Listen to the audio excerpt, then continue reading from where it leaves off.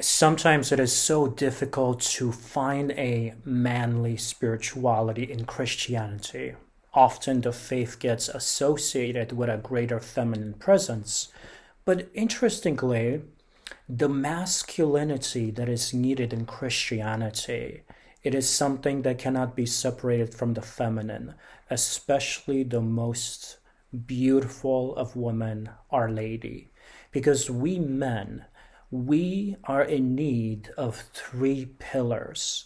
I love the book by John Eldredge, Wild at Heart, one of the best books on masculinity I've ever read. And what does he say in terms of three pillars that really personify the male psyche in so many ways? There's the desire to be a fighter, to be in a fight, to have something to fight for. We have this in Christianity. Christianity is an epic battle between the light and the darkness, between the kingdom of God and the kingdom of Satan, between angels and saints on the one hand, and those of us sinners who are striving to be saints, and demons on the other hand, the principalities and powers of darkness. So we men need to step up in that fight. What else? What else? Another pillar, to have an adventure to be a part of. The great adventure of Christianity. Why are so many films, epic films, popular? Whether it's Lord of the Rings or Star Wars, these epic dramas are so popular because they speak to something that exists within every soul, a desire, an acknowledgement that there is a great adventure that happens between good and evil, between light and darkness, and we are actually born into this drama. We are born into these adventures as soldiers in the warfare, whether we know it or not.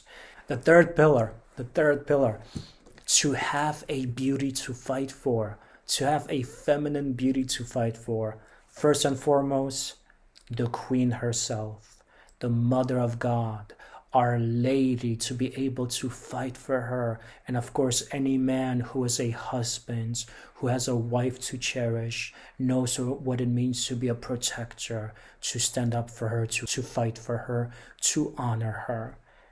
Pick up the rosary, brothers. Pick up the rosary. Realize that this rosary, it's a spiritual weapon. It's a sword. It's a spiritual sword that destroys demonic strongholds, puts Satan into bondage. It's a spiritual sword that honors our Queen, our Mother, Our Lady, the beauty that we fight for, she who is calling us to lives of meaning.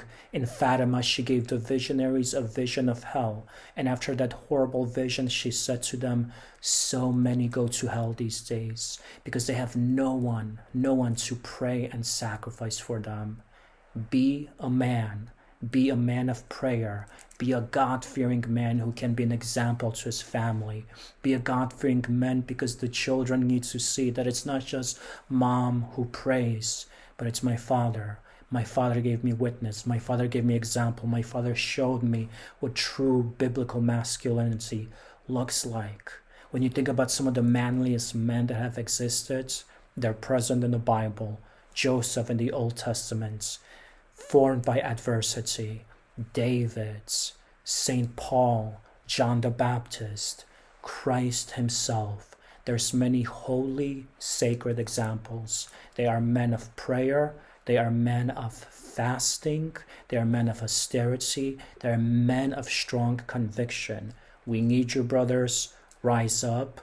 Allow those three pillars to have a fight, to have a battle to be in, to be a fighter yourself. That's a part of your identity, to have a great adventure to be a part of, and to have a beauty to fight for.